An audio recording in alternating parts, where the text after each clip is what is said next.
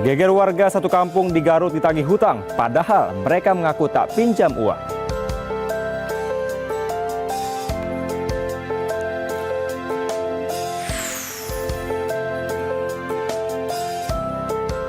Viral jenazah pendeta ditandu sejauh 30 km karena akses jalan yang hancur.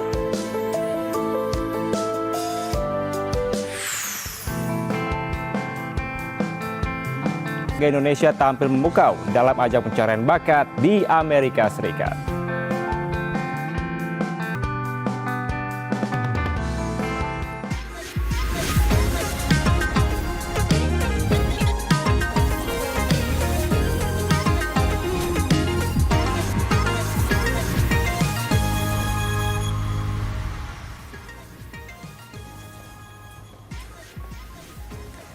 Halo, apa kabar pemirsa? Ya, 3 berita tadi membuka perjumpaan kita di OK Zone Update hari ini. Bersama saya, Kevin Pakan, dan berikut OK Zone Update selengkapnya.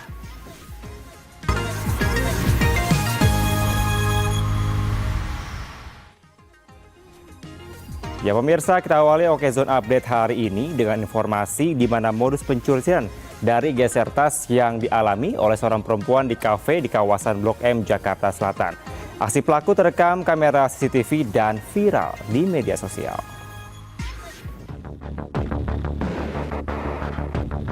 Waspadalah menjaga barang bawaan Anda saat berada di tempat umum. Karena pencuri punya banyak cara untuk beraksi. Rekaman CCTV di sebuah kafe di kawasan Blok M, Jakarta Selatan ini menunjukkan aksi kejahatan bermodus geser tas. Pelakunya beraksi seorang diri, diduga merupakan spesialis dalam melakukan kejahatan geser tas. Pelaku akhirnya membawa kabur tas ransel korbannya yang berisi laptop, telepon genggam, dan kunci mobil. Tempatnya sih sebenarnya nggak terlalu rame, tapi nggak terlalu sepi juga. Terus saya taruh tas itu di sebelah kiri bawah, padahal di sebelah kiri ini pojok ruangan gitu, ada kursi-kursi gitu. Nah, tiba-tiba kayak ada suara-suara berisik, tapi karena teman saya tuh ngadep ke arah belakang, jadi saya nggak mungkin lah ada apa-apa gitu. Jadi saya juga nggak nengok gitu, dan ternyata pas lagi itu cuma selisih semenit dari suara berisik-berisik itu. Saya langsung, loh kok tas saya nggak ada gitu. Akibat peristiwa ini, korban mengalami kerugian hingga puluhan juta rupiah. Kasusnya kini telah dilaporkan ke Mapolsek Kebayoran Baru. Dari Jakarta Selatan, Den Helmi Sajang-Bati Anyus melaporkan. Ya pemirsa, warga satu kampung di Garut, Jawa Barat gempar di mana setelah ini mereka dituduh meminjam uang ke PT Permodalan Nasional Madani. Warga yang merasa tak pernah pinjam uang pun protes. Kini pihak PNM tengah melakukan penyelidikan. Aduh, semoga cepat selesai sih masalahnya.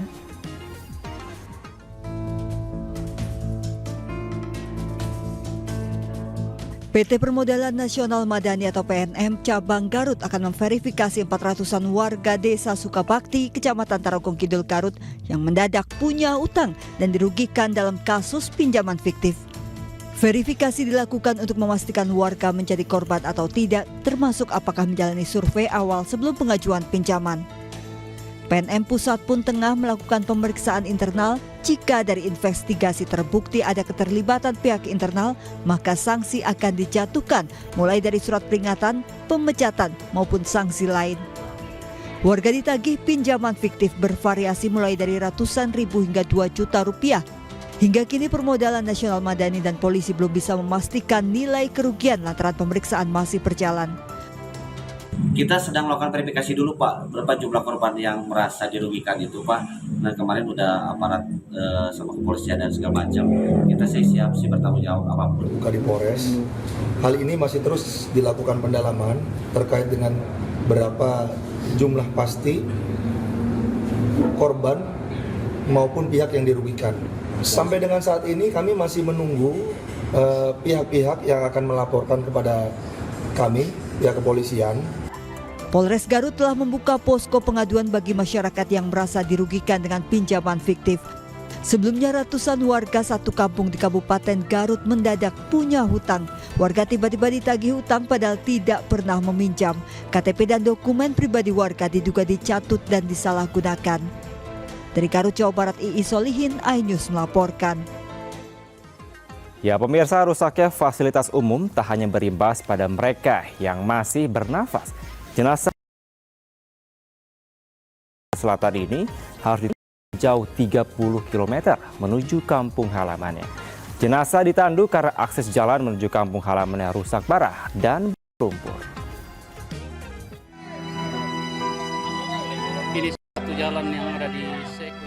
Jenazah Pendeta Dharma, warga Kampung Baru, Kecamatan Seko, Kabupaten Luwu Utara, Sulawesi Selatan, terpaksa ditandu sejauh 30 km dari wilayah Kecamatan Sabang menuju Kecamatan Seko.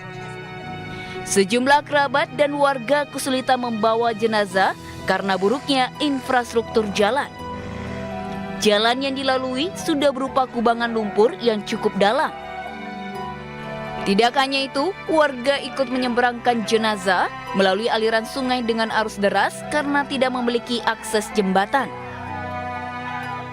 Dharma mengembuskan nafas terakhirnya di Makassar, namun atas permintaan almarhum sebelum meninggal untuk dimakamkan di tanah kelahirannya. Keluarga pun memutuskan membawa jenazah dari Makassar ke Sabang dengan ambulans. Selanjutnya ditandu ke wilayah Seko. Jalan menuju Sabang ke Seko ini adalah jalan Trans Sulawesi, itu adalah kewenangan daripada pemerintah provinsi. Tetapi sebagai anggota DPRD Kabupaten Luwu Utara, tentunya kami senantiasa berupaya mendorong agar pembangunan akses jalan menuju ke Seko ini ya supaya dimaksimalkan. Jarak antara Kecamatan Sabang dan Kecamatan Seko hanya 126 km. Jarak antara Kecamatan Sabang dan Seko hanya 126 km. Namun karena buruknya akses jalan membuat jarak tempuh tersebut memakan waktu 1 hari hingga 2 hari dengan menggunakan kendaraan roda 2. Kondisi ini membuat harga ojek ke wilayah Seko mencapai Rp1 juta.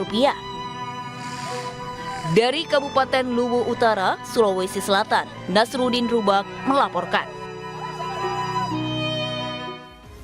Ya pemirsa, kita beralih ke informasi selanjutnya di mana baru 10 hari menikah, ini seorang suami di Ogan Komering Ulu Timur, Sumatera Selatan melapor ke polisi karena kehilangan istrinya.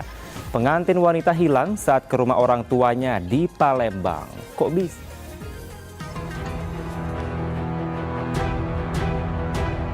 Baru 10 hari menikah, Sutanto 46 tahun warga desa Sri Mulyo, Ogan Komering Ulu Timur, Sumatera Selatan ini mendatangi sentra pelayanan kepolisian terpadu Polda Sumatera Selatan. Sutanto melapor ke polisi, sang istri yang berusia 27 tahun hilang sejak 16 Juli lalu atau berselang 10 hari sejak pernikahan. Sutanto mengaku tidak mengetahui penyebab istrinya menghilang. Awalnya, kedua pengantin baru ini ke rumah orang tua Vera di Palembang untuk mengambil pakaian. Namun 2 hari di Palembang, Vera belum mau kembali ke Oku Timur. Namun saat dijemput oleh suaminya, Vera menghilang. Dia waktu itu pergi main tempat kakak, balik lagi sampai situ dia dekat lagi di rumah. Kalau tanggapan dari orang tua perempuan seperti apa? Penanggapan dari orang tuanya, kata orang tuanya itu dia tidak tahu. Sutanto berharap istrinya segera pulang. Dari Palembang, Sumatera Selatan, Firdaus, iNews melaporkan. Ya pemirsa, siswa sekolah dasar di Tangerang Selatan, Banten ini harus susah payah untuk mencari ilmu di kelas. Pasalnya akses sekolah ditutup karena di tembok beton karena terkendala biaya pembebasan lahan dan juga yang ada karena jalan umum. Akses masuk SD Negeri Lengkong Karya 1, Serpong Utara, Tangerang Selatan masih ditutup tembok beton. Penutupan tembok setinggi hampir 2 meter ini berlangsung sejak beberapa hari lalu. Tak pelak penutupan tembok ini membuat akses keluar masuk sekolah menjadi terganggu. Pemasangan tembok dilakukan pemilik lahan karena belum tersedia kesepakatan dengan Pemkot Tangerang Selatan terkait pembebasan lahan untuk jalan umum.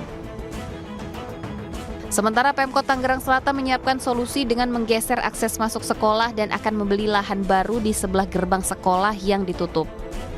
Pemilik lahan yang nantinya akan menjadi gerbang baru sekolah juga telah sepakat menjual tanahnya.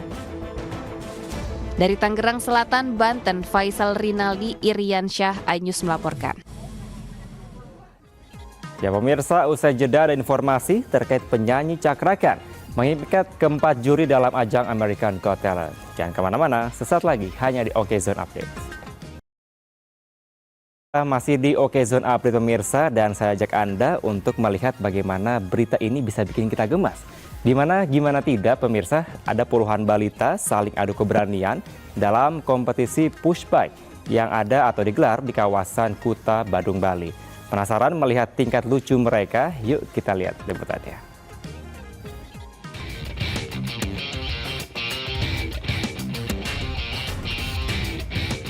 Dengan menggunakan helm, para bocah bersiap untuk melaju adu cepat dalam lomba push bike di salah satu pusat perbelanjaan di Badung. Uniknya, sebelum start ada saja bocah yang rewel hingga menangis. Namun orang tua dapat menenangkan sang buah hati agar semangat dan fokus mengikuti lomba. Benar saja, begitu tanda start dibunyikan, para bocah itu pun langsung menggeber laju sepedanya dengan cara didorong dengan kaki. Keberanian luar biasa ditunjukkan mereka dengan saling menyalip di trek sepanjang 100 meter. Lomba push bike sangat baik membantu tumbuh kembang anak. Otot bagian kaki semakin kuat ketika anak mendorong sepeda, sedangkan otot tangan bekerja dengan baik saat memegang stang dan mengarahkan sepeda agar tetap di lintasan. Untuk perkembangan anak juga sih sebenarnya. Jadi dari awal itu dia masih takut sama orang. Semenjak main pushback udah semakin bagus lah untuk mentalnya. Tidak hanya diikuti atlet anak-anak dari Bali, lomba pushbike juga melibatkan belasan pembalap cilik dari berbagai kota besar di Pulau Jawa. Seri balapan pushbike berlangsung 3 kali setahun di Bali dan dibagi menjadi beberapa kategori, mulai dari usia 3 hingga 7 tahun. Mengendari sepedanya ya Pak ya, menjaga keseimbangan, kecepatan, dan motorik mereka bergerak semua, antara tangan, kaki, semua rem tuh dari anggota badan Pak. Selain sebagai wadah berprestasi, aktivitas sepeda tanpa pedal ini juga dapat menjadi alternatif bagi orang tua untuk memberi sarana bermain yang positif bagi tumbuh kembang anak di tengah serbuan game-game online. Dari Badung, Bali, Bagus Alit, iNews melaporkan. Ya pemirsa, bagi Anda pecinta ikan asap, Anda wajib tahu tempat yang satu ini, di mana ada desa yang dikenal dengan Kampung Ikan Asap. Pasalnya 80% warga di desa Penatar Sewu, Tanggulangin, Sidoarjo, Jawa Timur ini berprofesi sebagai perajin ikan asap. Hebatnya pemirsa, mereka bisa memproduksi hingga 13 ton ikan asap per hari. Wow, banyak ya.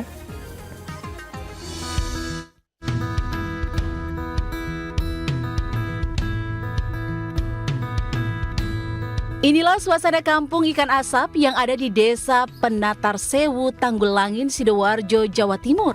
Siapa yang menyangka di balik rumah-rumah megah ini 80% warganya berpenghasilan dari memproduksi ikan asap. Warga memanfaatkan potensi lingkungan yang berada di kawasan pesisir selatan Sidoarjo untuk mendapatkan bahan baku ikan langsung dari nelayan dan peternak ikan, sehingga kualitas kesegarannya tetap terjaga. Pengasapan dimulai dari membersihkan ikan hingga menyusunnya di batang bambu. Ikan selanjutnya dibakar di atas bara arang selama kurang lebih 2 jam hingga matang. Dalam sehari, warga mampu memproduksi 11 hingga 13 ton ikan. Dengan harga ikan asap berkisar Rp50.000 per kilogram, warga mampu menghasilkan keuntungan mencapai jutaan rupiah per harinya. Ya, pelanggan ini sudah ada pelanggannya sendiri. Oh gitu ya. Kalau untuk mendapatkan ikan segarnya ini bagaimana Pak? Dari mana? Dari tambak. Langsung dari petambak? Iya. Satu harinya warga saya itu hampir 11 ton, 13 ton per hari untuk pengasapan. Nah itu dari warga Penatar Sewu aja Pak. Warga Penatar hampir 80% itu warga saya itu mayoritas itu pengasap. Selain dijual ke pedagang pasar, warga juga menjual ikan asap ke penjual ikan atau pedagang sayur yang datang ke kampung tersebut. Dari Sidoarjo, Jawa Timur, Pramono Putra, iNews melaporkan. Nah pemirsa, dari ikan asap saya akan mengajak Anda untuk icip-icip makanan khas India nih. Dimana bagi Anda pecinta makanan khas India, Anda tidak perlu datang jauh-jauh ke sana. Karena Anda bisa datang ke daerah Padang, Sumatera Barat, di mana sebuah resto di Jalan Veteran yang menyajikan beragam makanan khas India, seperti nasi biryani hingga ayam merah. Tak hanya itu, Anda bisa juga melihat langsung proses pengolahannya. Waduh, jadi pengen ke sana.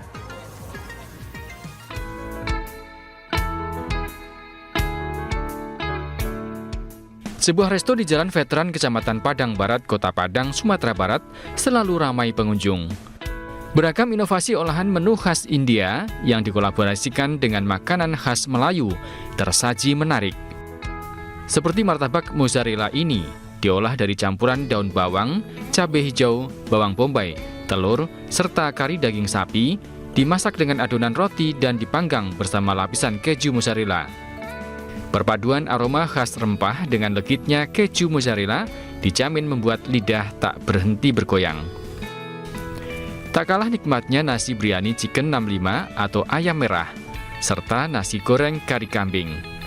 Perpaduan makanan khas India yang bumbu-bumbunya didatangkan langsung dari India ini dengan masakan khas Melayu terasa pas di lidah dan dijamin membuat pengunjung ketagihan. Saya hari ini memesan martabak dengan keju mozzarella di atasnya. Dan itu taste-nya saya rasa berbeda ya dari martabak yang udah pernah saya coba. Ini mozzarellanya betul-betul full di semua dan di seluruh martabak. Jadi rasa creamy dari mozzarella dan martabak berpadu itu enak banget.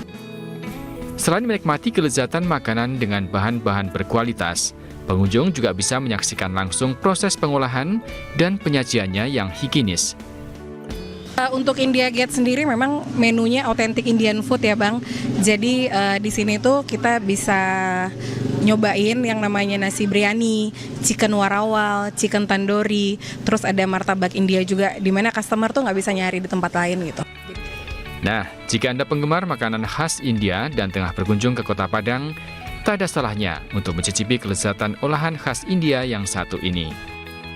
Dari Padang, Sumatera Barat, Budi Sunandar, iNews melaporkan. Nah pemirsa, siapa di sini yang suka nonton konser musik?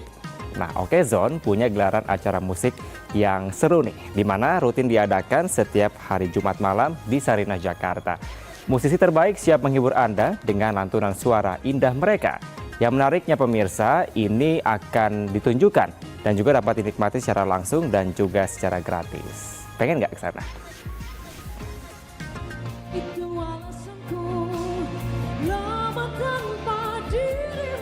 Beberapa musisi tampil memukau dalam acara Music Zone yang diadakan di Anjungan Sarinah beberapa waktu yang lalu. Penonton tampak begitu terhibur dan antusias dengan penampilan para bintang tamu. Malam itu, Alan Anderson, Nagwa Awalia, dan Nadira Suri siap membuat para penonton terpukau dengan suara indah mereka. Ya, inilah acara Music Zone yang diadakan setiap Jumat malam di Anjungan Sarinah.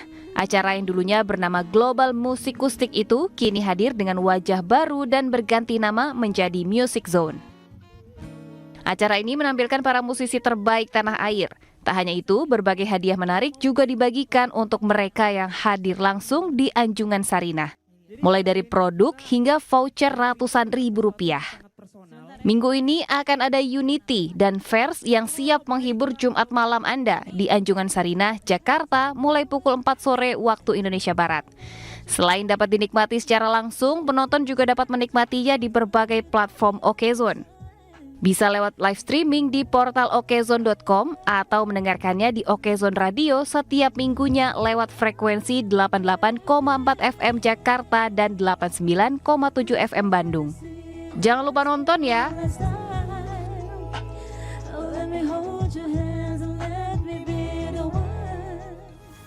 Nah pemirsa, masih dari dunia musik, gimana setelan Putri Aryani, warga Indonesia yang tampil memukau dalam ajang pencarian bakat di Amerika Serikat. Kali ini penyanyi Cakra Khan memikat keempat juri dan menuai banyak pujian dari warganet. Salut sama Cakra Khan. Membawakan lagu No Woman No Cry karya Bob Marley, ia mendapat standing setuju dari 4 juri untuk maju ke babak berikutnya. It's so rare to hear voices like that. I absolutely love your voice. Love. Cakra Khan penyanyi berusia 31 tahun, kelahiran Pangandaran, Jawa Barat. Ya pemirsa, siapa yang tak kenal dengan boneka legendaris Barbie, mainan yang cukup populer hingga hari ini. Salah satu mal di Jakarta pemirsa menghadirkan Barbie Dream House untuk para penggemarnya. Kira-kira seperti apa ya keseruannya? Berikut liputannya.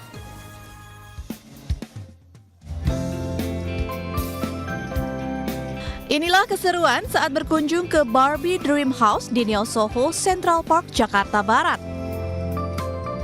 Bagi para penggemar, tentu saja Barbie Dream House ini bisa memanjakan mata. Area bertajuk Barbie Dream House ini hadir bertepatan dengan film Barbie the Movie yang tayang perdana 19 Juli 2023. Central Park dan Neo Soho bekerja sama dengan Mattel, DLI, dan Toys Kingdom menghadirkan dekorasi dan ornamen cantik penuh dengan warna pink yang menggemaskan khas Barbie. Dalam rangka promosi Barbie the Movie dan juga tentunya sekali lagi ini adalah karakter boneka yang sudah menjadi bagian dari kemungkinan banyak anak-anak kecil gitu ya, dan kita tahu kayak mau mewujudkan impian anak-anak itu masuk ke rumah Barbie yang sesungguhnya dan jalan-jalan di kota Barbie yang sesungguhnya gitu. Barbie Dream House menghipnotis para pengunjung untuk bersuah foto ataupun menikmati langsung keseruan bermain di rumah Barbie. Seru banget, apalagi masa kecil aku suka banget sama Barbie, aku suka banget warna pink. Jadi ada Barbie Dream House ini aku tahu dari IG. Wah, aku gak sabar banget pengen main kesini, pengen segalanya pakai baju pink, bareng-bareng sama teman-teman buat main di dalamnya. Udah pink-pink ya, emang kita sekeluarga suka Barbie. Aduh, keren banget sih karena ini baru pertama kan ya di Jakarta, juga mengenang masa lalu lah, dulu kita orang suka main Barbie. Seneng dong, seneng gak Alena? Are you happy?